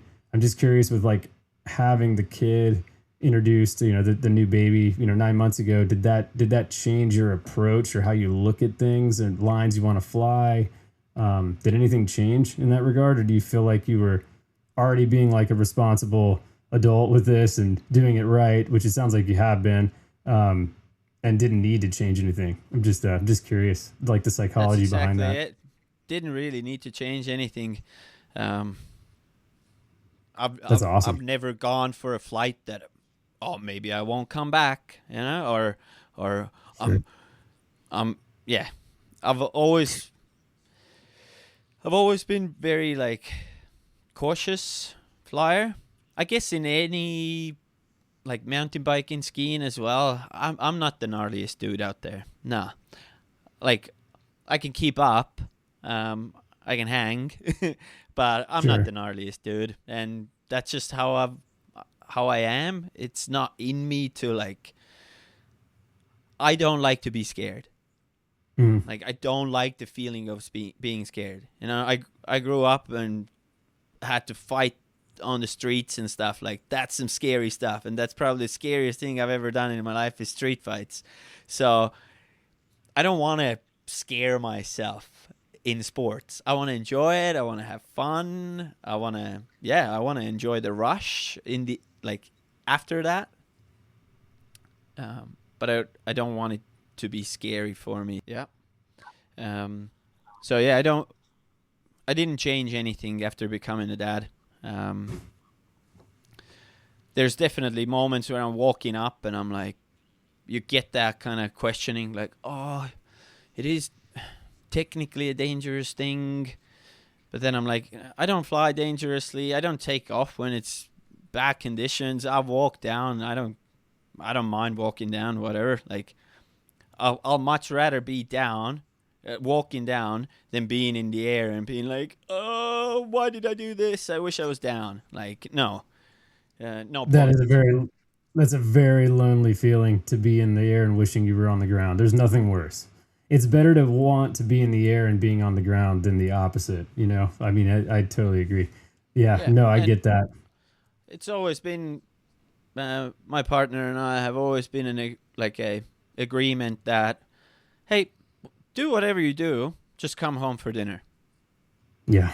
And like, I respect that. I think it's a pretty fair contract, if you want to say it like that. Oh, totally. Yeah. Yeah, and you know, like, and you show your daughter what it's like to live, you know? I mean, if you quit doing all the stuff that you love to do because of the kid, then that kind of like it doesn't like set a good example, you know, for their life, you know, for her life, for her future, right? So I love that. Like I don't know, like, and it goes back to McConkey, right? Like, and in that movie they talk about, oh, did you know, Sheila, I think was his wife's name. I apologize for forget. Yes. Yeah, Sherry. Yeah. Sherry. Sorry, Sheila. Yeah. Goodness, close, but you know, forgive Pretty me. Close. But no, like, you know, did you ever try to change him, or did you ever try to like get him to stop? And it's like no, like, because that's who he was, what he did. That was his passion. It was also his profession, but his passion, you know, I mean, it started as a passion. He lived under a stairwell in a closet for a long time, you know. I mean, the man made himself into what he was, and I respect that a lot out of people, especially when, you know, they have a family at home and yet they still do the stuff they love, and I think it sets the right example. So yeah, hats off to all the dads and moms out there not giving up the sport of speed flying because of you know, additions to families. It's respectable. Totally. And yeah, you kind of, I see speed flying as just another way of interacting with mountains. Yeah, if you make a really bad mistake, the consequences are big, but you can kind of manage those decisions. Like, make sure, you just fly safe and enjoy and have fun. And like, I don't go skiing thinking like, okay, I'm gonna go and jump off the gnarliest cliff and hopefully I don't get buried under Avi. If I'm going out with this thought, like, I'm not gonna go. Right. That is not the right mindset to go with. Sure. And like, when flying as well, like, doing some like rolls. Hopefully people listening, they like, I do what are they, spiral dives, because, you know, barrel rolls are like very specific for some people, you know. Right. Like, there is a distinction there for sure. yeah. So when I fly, I look down. If I ask myself a question, am I high enough? I know I'm not. Like, that's not high enough for me. If I'm asking that question, or 270 down to swoop, if I'm asking, am I high enough, then I'm not doing it. Right. But if I'm not asking the question, I know I have altitude. Sure. And I don't need to like stick to the ground from a dive or anything. Like, I'm fine. I'm happy to play around high up and enjoy. It's fun regardless. Yeah, totally. Pat, this morning we were talking about margin of error or margin of safety. And he's like, when you watch Jamie or Joey or like Malachi or even him, I mean, he's super humble, right? But when you watch him fly, they're not on the 1% of their ability, right? They're like in terms of like a safety margin, they're not pushing it past like 80%. So that means they have like a 20% margin. Now, the caveat is that Pat Hennessy's 20% margin looks a whole hell of a lot different than my 20% or my 50% or whatever. Like, but the mindset is the same. Yes. Yeah. And that's the point. It's like the reason that Pat is still in the sport 17 years later, and meaning in the sport like he's alive and still doing it and not crippled or worse, is because he's always approached it with that mindset of, I'm giving myself a big margin. Like, I'm not pushing it. And he told me a story about, when he was recently in Europe, how he walked down, and it was like a huge hike. I mean, and the gondola was closed. So it was like a huge hike. I mean, it took hours, but he's like, I'm not going to fly when it's outside of my ability level or comfort zone, because there's no longevity in that.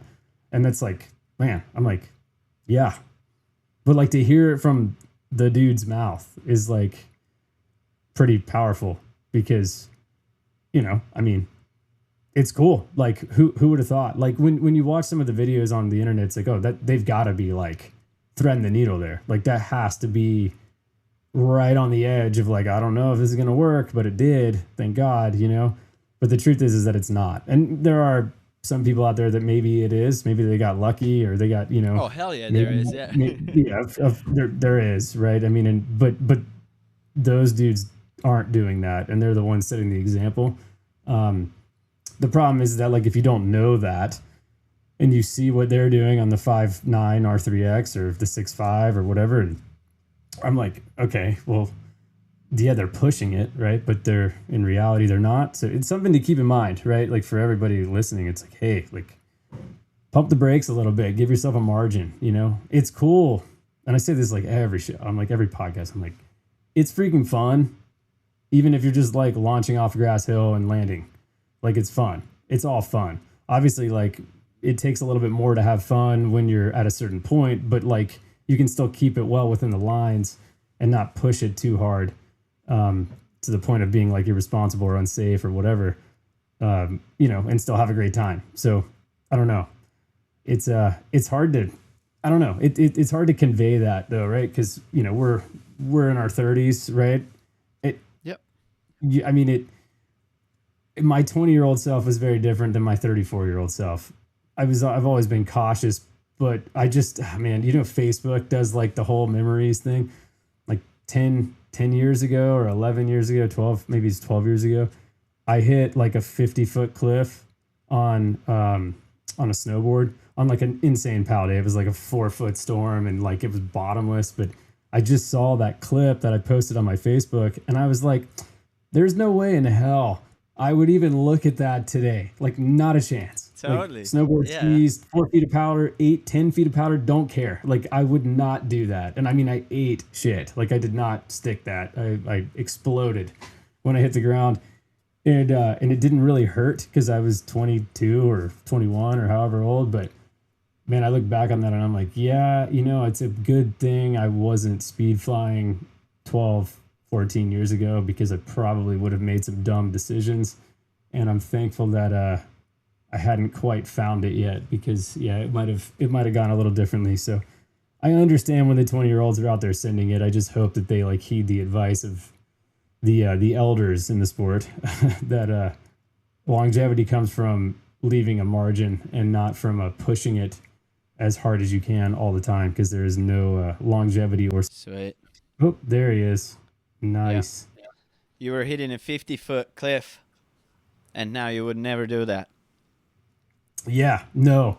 Yeah, and then I knew that yours was getting a little screwy, but I kept talking through that. So you just have to wait for the episode to come out to hear the rest, because I'm going to use that and I'll cut it there and then start probably somewhere right around here. Perfect. I Yeah, I want to wouldn't talk do that about. either. My spine No, wouldn't last. I wouldn't walk no, next day.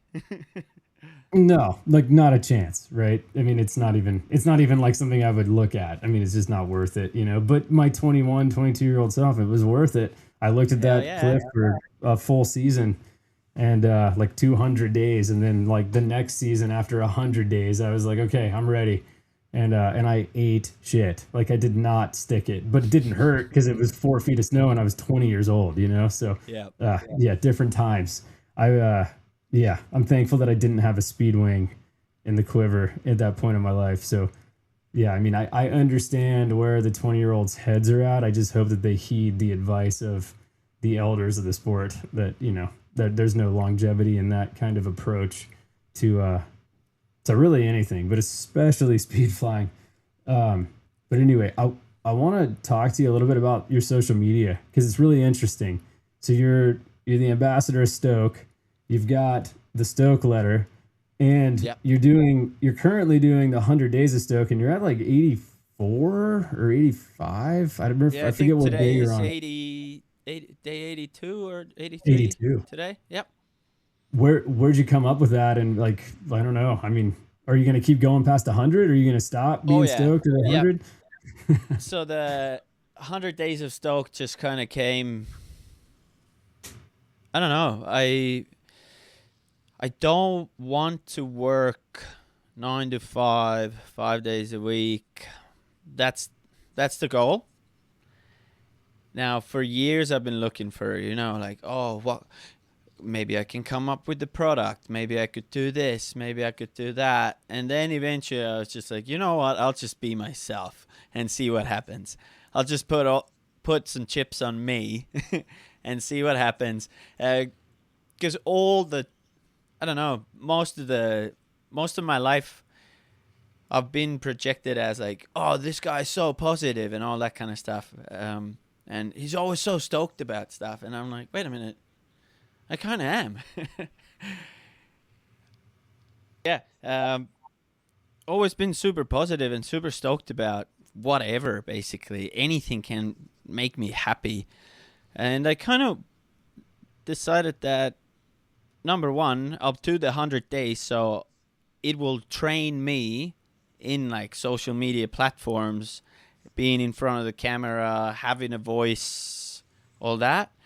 But also then maybe some people find some positive clips from it and just understand also that most of us, at least like my idea is like, if you're seeing this video, you're on internet, you have money to pay for internet, you're probably living a pretty sick life compared to a lot of people in the world. So please see that way as well.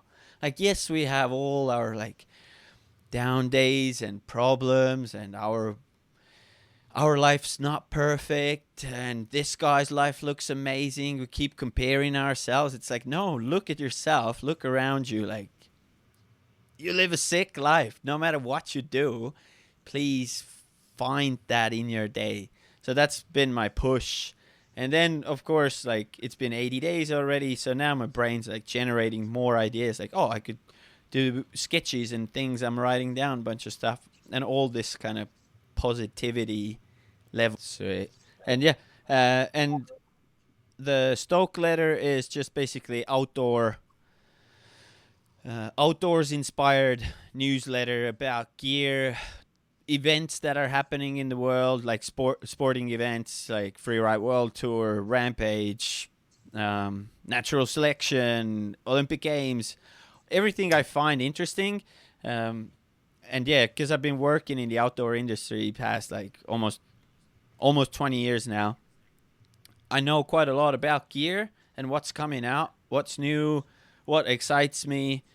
So I write about that. I write about some adventures that I'm planning or I've done, just to inspire more and more people to get outside and do cool shit, which is my slogan as well. Like, I love that. Get outside and do cool shit. And that makes you a better person most cases. You come home, you want to spend time with your family, you want to be there for your friends. you're happy in general. Like, what's not to love? I agree. But it seems like we forget that quite often, and we compare ourselves a lot to others, and that downplays our life. And yeah, I kind of want to bring us back to, yes, this is so good. Because like That's where so I'm cool. coming from Right. is the difference in life is insane, and I should have never been here in this position. Like, I wasn't designed to be here. All right, let's try this. Oh, I've actually moved the room. okay. Yeah, it was. Oh I man, I'm actually sorry. I felt so bad. I'm like, geez, you poor guy. You keep getting interrupted by the connection. no. You know what? Oh, Maybe this is. We'll see. Maybe it's better yeah. because the Wi-Fi router in the house is now much closer to me. So Oh, yeah. Maybe it's I had a directly at the source. whole army right now moving the whole desk and everything. Oh, that's awesome. Appreciate that. Yeah, I figured. I We'll figured see. you were like Maybe it works. rebooting. Yeah. Hey, it's all good. Yeah. I mean, I don't know. Normally it gets better, but I feel like I Yep. jinxed it because I said that earlier, and it's like it's just gotten more. And I'm like, ah, dude. Of course, every time you're like in the middle of a thought, it's just like, whoop, and you get freeze, and I'm like, oh no, he's gone. Nah. But it's okay. It's just a Sweet. part of the Exactly. game when we're Yeah. doing it At least we're remotely. not writing letters to each other, sending it every 3 months' time, and hoping. Hopefully, he's alive right now when he receives the letter. Right. Yeah. Yeah, times have So changed for again, sure. see, I always try and find something like real positive, even when like things are shit or whatever, and like I could be like, why isn't it working? Or nah, like this is Yeah, still way better and more positive than possibly 10 years ago. sure. Oh yeah, totally. 100%. Yeah, and I love that. Like you're of the 100 days, the 82 that you've done so far. Some of them were like you were like hiking down, like you weren't flying, and it's not all flying Yep. related. It's just like life, which I also appreciate. Yep. But I'm like a lot of people, myself included, sometimes will like drive far. The forecast is good. I get there and like don't get to fly, or I get like one or two. Like today, I was hoping I'd get 7 or 8 or 10 just because the conditions look good on the forecast. And then, did one, did a second one, was a little bumpy, and I'm like, I just like I feel I'm content. Like I'm happy I got two, and I don't really want to fly in crappy conditions, so I'm gonna call it good, and it's a win. But it's so easy to fall into the trap being like, dang it, like I just drove 2.5 hours. I woke up at 4 this morning on a Sunday and like, put all this effort and gas and time and blah, blah, put off, cleaning the house or whatever to go fly. And then I only got two. So like, it's all how you spin it. I was thankful for the two that I got, and it was awesome. And just the Absolutely. fact that I got to And be there, just like the fact that I got to 100%. You're go. hanging out with Pat. You did 2 laps. Yeah. Sick. It's a good day. It's a good Yeah. day, but it's easy to fall Yeah. into the trap of, well, half the Washington crew right now is in France speed riding, and they did Yep. 40 laps today, and they're in France, and they're probably like sipping espresso and eating like a baguette, or some like croissant, and like Totally. I'm doing 2 laps off the ridge. But it's all, it's easy to compare, and I love what you're doing. Just shedding light on like every day. There's a lot to be thankful for. There's a lot to be happy for, and I I really struggled with that for a time when I was broken over the summer. Yep. And I was watching my friends fly. I was pretty situationally depressed, and then I had to I kind can of like understand that. it sucks. It's being injured sucks, but I was trying really hard to like reframe my brain and like, what, like I'm going to heal and it's going to be fine. And I had a win today, like whatever it was. Maybe it was, who knows, like something injury related. Like, my leg didn't itch that bad today under the cast, or I could reach the spot that it was itching, and I could scratch it. Like that was a win, like little things. And I wish that what you were doing the last 82 days, you were doing then, because I would have seen it and it would have changed my perspective. So, but I'm saying that not that you should have done it before, but just that like what you're doing has, it has an impact on people, and it's had an impact on me from observing it. Right. And it's cool. Like, I really like it. I really like it. I need to subscribe to the Stoke letter. I did do the original email. I just haven't gone and accepted it in my email. So you're going to have at least +1 from this, which is cool. It reminded me I haven't. I'm terrible with email. Rush, we're not going to stop yet. And things are just warming up. This is all just a practice. I've been interested in like a marketing, I guess, in general for a while now. But from previous life experiences, that university is not a place for me. So I had a chat with my partner, Katie is her name. I had a chat with Katie, and I was like, hey, I want to do these things. I know there's no like income from it at the moment, and a lot of times it might look like I'm not working and I'm just sitting on my phone, or but allow me 3 years, like the university bachelor's degree time. Allow me 3 years and let's see where it's going to take me. So it hasn't been a year yet. So I got plenty of time. Yeah. And things are growing. What you just said as well. And in daily life, I get messages or people around me daily basis are like, oh, I saw your Stoke video again, and like, you know what, I really appreciate it, and like, it makes me so happy, and like, I've been starting to look for more positives in my daily life, which that's the whole point. Right. And having these messages, or there's like definitely like diehard people that like every post, even when they're like probably not even watching the whole video, like maybe. But they're just like, okay, he's trying to achieve something. Boom, like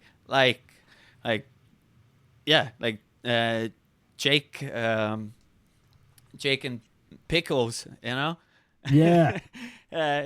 Through your podcast, and we kind of connected, and now we're chatting, and he's always like super keen and commenting and liking, and vice versa, goes both ways. And everyone's kind of who's also a bit like hustling or playing that social media attention game, which is right now is kind of like the currency of today. Everyone's kind of supporting and helping each other out, and like kind of, I see what you're doing there. Sweet. Yeah. Let's go. Let's see where we all can get to. Honestly, and it does take a village for sure.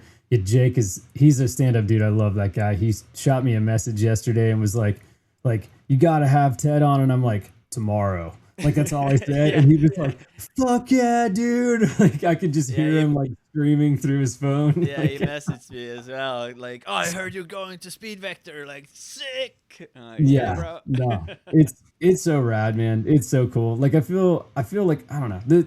I pinch myself quite often with this podcast experiment thing, because it means a lot to me, but it's just it's opened up doors in like friendships, like Jake, like exactly, and you, right, and everybody else I've had on. It's like it's getting to sit down and have like a conversation with someone for as long as we want, and getting to know them, and just it's cool to like network, but like like your whole Jamie Lee experience from years ago to now, having done 2 courses with him, and having him be your friend, and being able to text him, just be like, hey, how's it going? Like on like a personal level. It's so cool, right? And these sports, they all kind of have a way of bringing people together in a unique way. And it's definitely not lost on speed flying, because like it's just like skydiving, but more, right? Because you said earlier, you manifest and you sit on the plane and then you jump. Like, you don't have a lot of time to talk to people. I mean, I guess when you're waiting to, get on a load, you do, but people usually are kind of doing their thing. They're packing their rig, or they're, going through like a dive flow or whatever. But, with speed flying, especially when you're hiking, you have a lot more time to talk to people and get to know them and build friendships, and, and then you go fly and you high five and you do it again. And it's like super cool. It's a really special kind of means of bringing people together. And it's cool too that, you know, I mean, Jake has a following. Like that dude he's pretty legit, you know, and you've got a following and it's growing and you guys working together, like, and it's all through speed flying, because it wouldn't, like, you might not have connected if it wasn't because of that, you know. And it's not the podcast. I'm not taking credit for it, but it's cool to have guys on like you and like Jake and like other people that you know, believe it or not, like the show's actually believe it. This show's doing pretty well, relatively speaking, but like I don't have any competitors, but if I did, they wouldn't be competitors. Like if there was if somebody else started a Speedfly podcast, like if Pat Hennessy wanted to, which he wouldn't, I'm still convincing the man to come on the show, and he will this summer, you know, but and he listens, right? And I respect that. He gives me feedback sometimes, and I respect it because I respect him. But this show is global. Like I have the ability to see the metrics, and people from all over the world are listening, and it's not the same people. Like the same people are listening, but more are listening. And every single episode I put out, it grows even more. And that, you know, because that's awesome.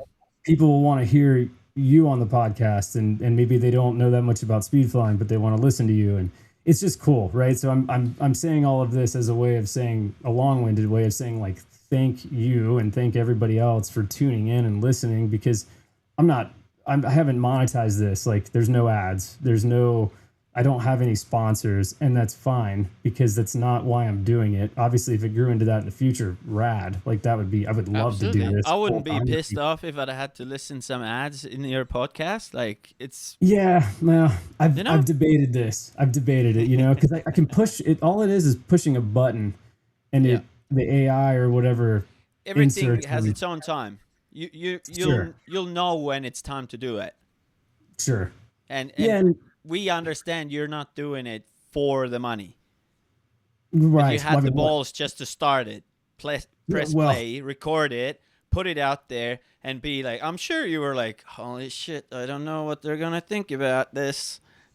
I didn't think anybody was going to listen. Like I was like, I'll just record a monologue for an hour and put it out there and maybe go back and listen to it someday. And then, you know, you start having people on but you took action. You did something. And now what's happening? Yeah. And now it's people cool. are connecting from all over the world and having a chat. And we're all learning from this as well. And, you know, now it's like, oh, maybe my mother-in-law lives like an hour from Rainbow Beach where Corey spends heaps of time, right? I don't know Corey. But at the same time, if I'm going to go and visit my mother-in-law, I'm probably going to send him a message because in this podcast, he said that's where he resides a lot of time of the year. I'm like, sweet. And I would be shocked if he didn't like fly with you, like bring a mustache and whatever, and you know, do some dune soaring with you. Cause he seems like a very generous guy, especially, you know, with his time and a wealth of knowledge, you know, I mean, he's a ripper for sure, but yeah, it's cool. It's a special community, and I'm thankful to be a part of it. And I'm thankful that people are tuning in and listening. I mean, it's cool, you know, I mean, and it's a good feeling. And I'm sure that you feel this too. And people subscribe to your, you know, to your letter and, you know, watch your reels and message you about them and tell them how like it's helping them and stuff. And anytime I get a message from somebody on this, you know, the Speed Vector Instagram or whatever, I'm like, thank you for taking the time to say this, you know, and it's, I would say like 99% been very positive, which is cool. And I appreciate that. People don't maybe even realize how big of a positive effect a one message, one comment can make. Because maybe that day I'm like, I can't be bothered doing this. And then someone sends you a message like, hey, this has been so cool to follow. And you're like, you know what? I just found tons of energy and I can just keep going. Let's do it again. Like, exactly. Yeah. It's so don't hesitate. Don't anybody out there that wants to reach out to anybody that's doing something that, you know, puts themselves out there. If you like it, say something. Like it goes a long way. If you don't like it, no biggie. We Yeah. can't like everything in life. Like, that would be insane. And I'm not offended if someone's like, I've definitely had a bunch of people like unfollowing my account from that Stoke 100 Days of Stoke and stuff. Really? As well. Yeah, but it's like, because let's say maybe they started following my account because of like all the speed flying videos, and now there's a freaking talking head. Oh yeah, so stoked! Yeah, I ate ice cream today, kind of like that, and they're like, I don't want to see this. And if you unfollow, respect. Like, right. you all good. are managing your own feed and information, what you're seeing and what you like and you don't like. So that's totally fine. But if you do enjoy something, just say it out loud as well, and like you might help that other person. But also saying out positive things out loud, it's just awesome. Yeah. And suddenly you start noticing in your daily life too that like everyone's doing cool shit. Yeah. And I'm inspired because of that. Right. Yeah. And whatever that means for the person, you know, they don't have to be exactly flying 5,200 foot lines in New Zealand to be doing cool stuff, right? Like just living. To me, when bunch of people are asking, like, we have one launch spot, the local, like the 1,100 feet launch area there that we just quickly run up 20 minutes. It's some of the busiest hiking trails as well, around like 70,000, probably even more now. People want to like get up there to the summit for sunrise and stuff every year. And they're all just always like, oh, is this base jumping? What is this? Is this wingsuiting? Is this paragliding? Especially when people are asking like, is this paragliding? To me, it would be really easy to go, oh yeah.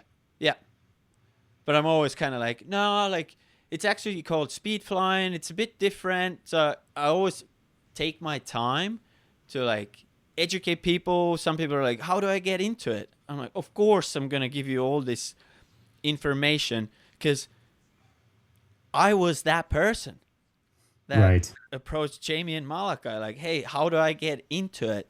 And because they were like, hey, these are your steps. Oh, do this. This is awesome. Da.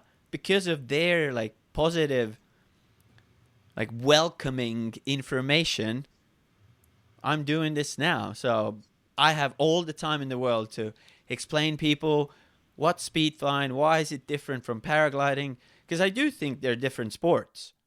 Like they are different things. And the more we spread the word about speed flying, the more people may get into it and have more fun in life. A little bit of excitement didn't hurt anyone. That was only like the 18,000th interruption tonight, but it's all right. We're stoked. It's part of the game. Hey, we're speed flyers. We go up in the mountains, weather. It's you got to just roll with the punches, whatever. You know? That's a fact. Yep, that's a fact. But thank God we're back, man. I'm like, okay, we're gonna come back another day and finish it. But I'm like, no, you know what? I think it's gonna let me back in. And all of a sudden, the seas parted. It decided to start working, and here we are.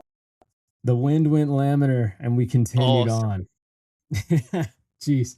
Well, yeah. I mean, shoot, we've covered so much, but just first of all, where can people find you on the internet or on Instagram or?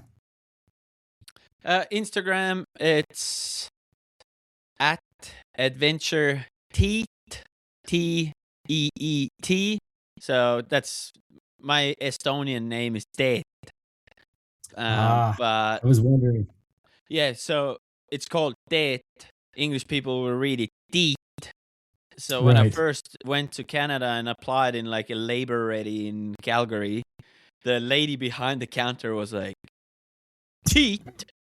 What was your mother thinking? That's hilarious. I'm like, fair call. You don't speak any other languages, so that's exactly what you're thinking. Like, makes sense. Uncultured swine. And then, and it seems so hard. Yeah, it's so hard for people to say Ted. So I was like, well, Ted is, they originate from the same name Theodore. Oh, okay. Like the name goes back to whatever ancient times or what. So Cool. that's where they originate. So I was like, okay, I'm not really changing the whole name game. It's just like I'm making it more pronounceable for English speaking people. Sure. So Cool. yeah, Well, and it Adventure works. Teeth, Adventure Tate on Cool. Instagram, Ambassador of Stoke YouTube channel. It's been a little bit slow for a few months, but um, I have some videos that I need to edit, some heli snowboarding video and bunch of stuff to throw up there as well. On the channel there, actually, um, it's more of a like long form speed flying videos rather than just the flight, but also the hiking part. More of a like a adventure rather than like, oh look, I'm so rad in the sky, because like I don't think I am. And that's not the whole point. Even I want to kind of introduce people more that like, hey, it's an adventure. I see speed flying as I see skiing or any other mountain sport. To me, it's no different. So maybe one day someone sees the whole appeal of like, oh, I really like hiking. Walking down sometimes it's not the easiest, so maybe I can fly. How do I get into Yeah. it? So I want to like add all this kind of adventure side um, in a long form on my YouTube channel. Yeah, Ambassador of Stoke channel.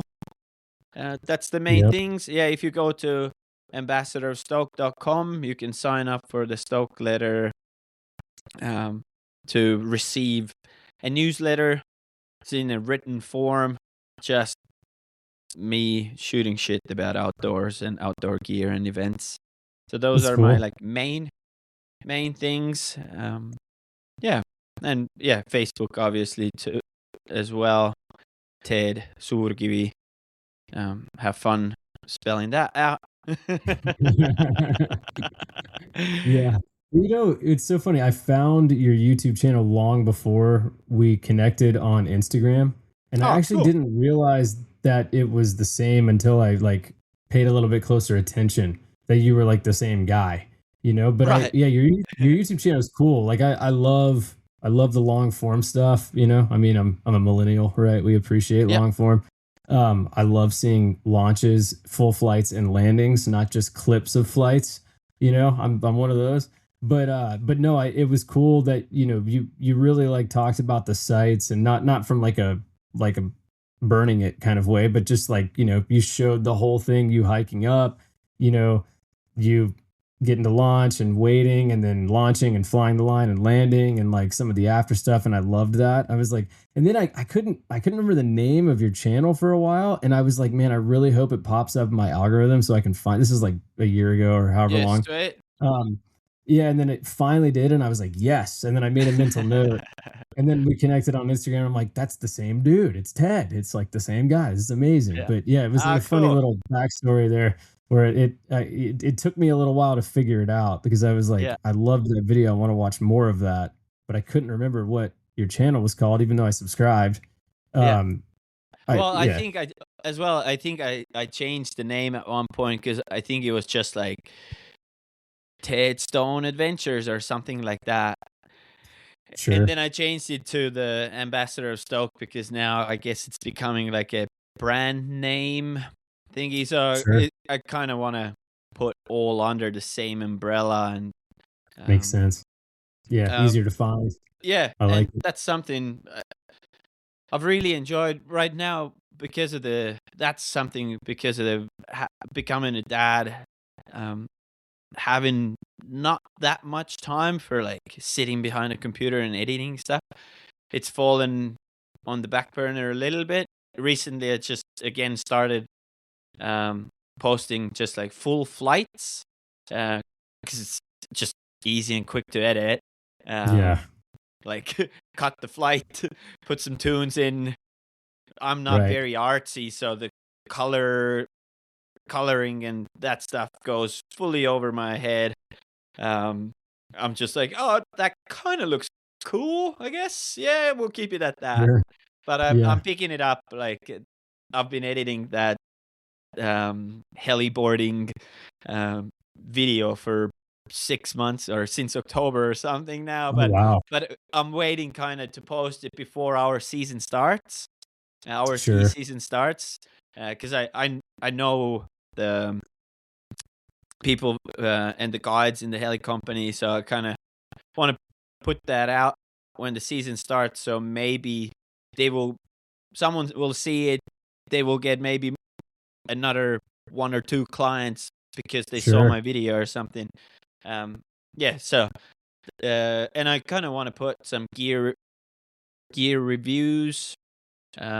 More like mountain bikes, speed flying stuff as well, but I'm not like super well versed in speed flying gear yet, because New Zealand's very heavily like ozone. Sure. Most Yeah. of us fly ozone stuff. I haven't even seen any fluid in real life. Oh, wow. Yeah, haven't seen any of them. Level wings, very little level wings as well. Hmm.